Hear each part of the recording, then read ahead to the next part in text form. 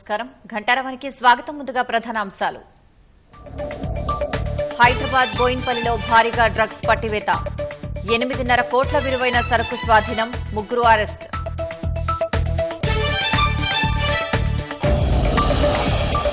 ఢిల్లీలో ట్రక్కు బీభత్సం. 3 మృతి. ఫుట్పాత్పై నిద్రిస్తున్న వారిపై దూసుకెళ్లిన వాహనం.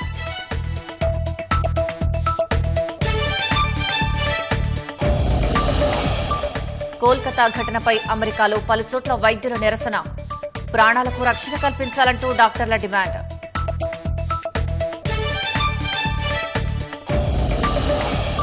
ఒకే వేదికపై 131 మంది చిన్నారుల నృత్య నీరాజనం. International wonder book of records లో చోటు.